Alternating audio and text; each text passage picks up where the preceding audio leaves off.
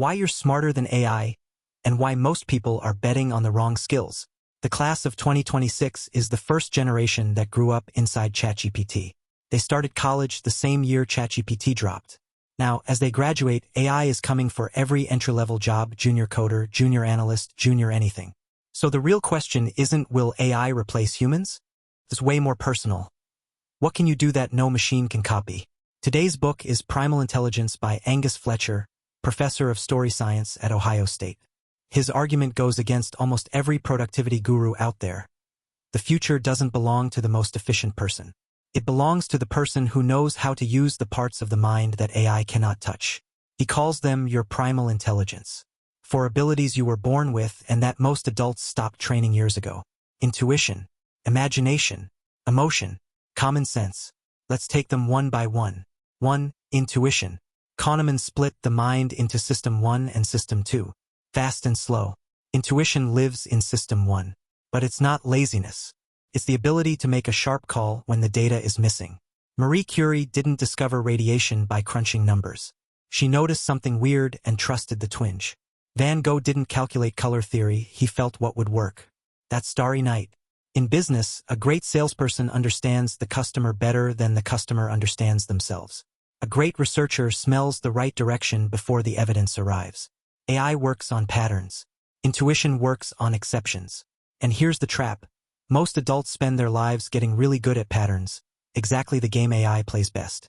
To get intuition back, you have to protect something most grown-ups kill: the sharpness of a child's mind. Fletcher tells a story. He's feeding his baby. The spoon drops. He grabs an identical clean spoon. The baby screams. Only stops when he picks up the original spoon, washes it, hands it back. In the mind of a 1-year-old, no two things are truly identical. Adults smooth over differences. Kids see them. That fresh perception, unfiltered by experience, is where intuition is born. 2. Imagination. This is the biggest gap between you and AI. AI feels creative, but it's really just recombining what already exists. It calculates the most probable arrangement of old data. Real imagination doesn't do that. Real imagination asks, what if? What if the sky were green? What if a phone had no buttons? Probability looks backward. Imagination looks forward. Einstein didn't optimize existing physics into relativity. Jobs didn't A/B test his way to the iPhone. Those weren't remixes. They were bets on futures that didn't exist yet. A good plan is never one fixed route. It's a direction plus multiple possible paths.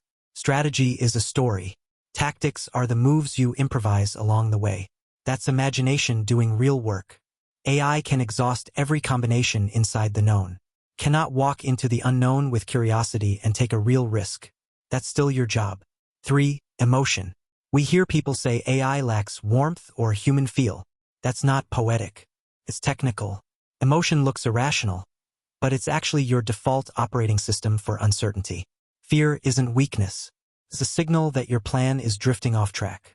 It says, adjust now. Anger isn't just noise. It narrows your options to one and gives you the fuel to bet everything on it. Expensive move, but sometimes the only one that gets you out. AI runs on cold algorithms. It doesn't feel the signal underneath the number. Humans do.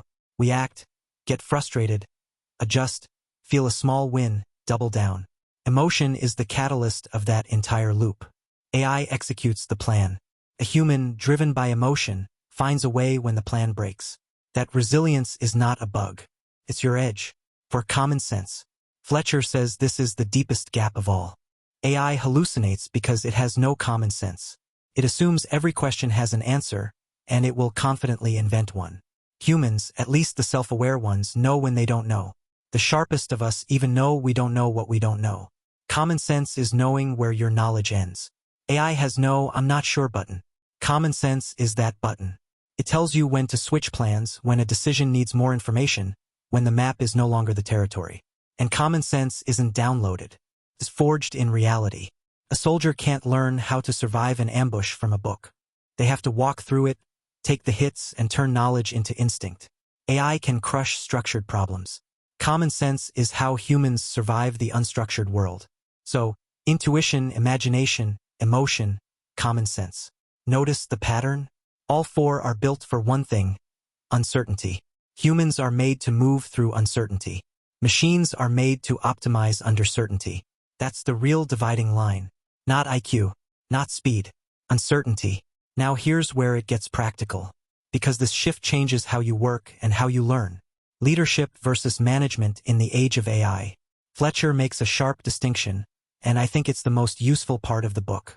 Management is about optimizing the present. Leadership is about opening the future. Management runs on data and rules. It scales what already works from 1 to 100. This is where AI will eat. Aggressively. Because that entire job is pattern matching over historical data. AI will run KPIs, monitor execution, and optimize workflows better than most middle managers ever could. Leadership is different. Leadership is vision, self-reliance, and the courage to take the first step into a future that doesn't exist yet. Not following the rules, finding the opportunity everyone else missed.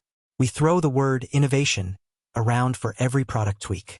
But real innovation isn't more ideas. It's a purposeful break with the past. Einstein, Curie, those weren't brainstorms. Those were leaps. So here's the uncomfortable truth. In a world where AI replaces most management functions, the only role that grows in value is leadership.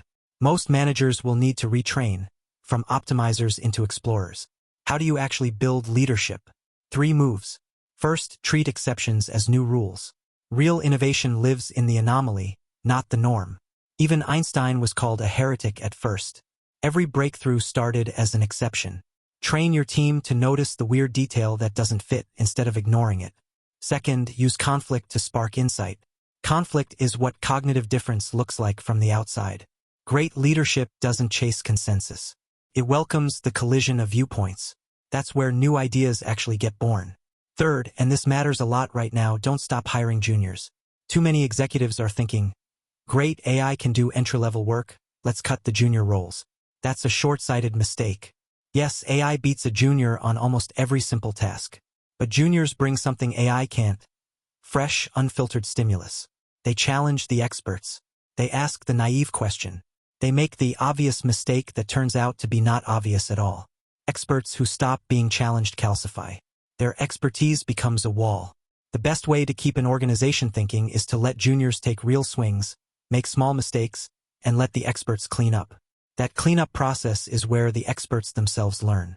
Think improv theater. Rookies and veterans on the same stage. Rookies bring the surprise opening. Veterans bring the landing. Neither works alone. An organization without new blood loses its metabolism. In a world moving this fast, that's a slow death. Lifelong learning in the AI era. If AI can absorb information faster than any human, what does learning even mean for us? 2 ideas. First, your learning has to look different from a machine's learning. There's classroom mode, read, extract meaning, answer questions, rank things as good or bad. Structured, purposeful, heavily framed. That's machine learning in a school uniform. Then there's the other mode. Fletcher calls it wandering through books. No goal, just following curiosity.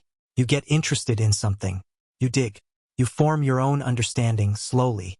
AI is stuck in the first mode forever. It's the ultimate overtrained test taker. Your advantage is the second mode, the mode with no test. So real lifelong learning isn't about optimizing for outputs. It's about protecting time to explore without a target. That's where original thought comes from. Second, use AI to build a second brain. Your brain runs on about 20 watts. Brilliant at generating ideas. Terrible at remembering them. You've had this moment. You read something you wrote years ago and think, I wrote that. Or a perfect case study pops into your head while writing, and you can't recall the details. That's what a second brain is for. A digital system that stores what your biological brain can't hold. In the AI era, this becomes incredibly valuable because your private, curated archive of your own thinking is exactly what AI models don't have access to.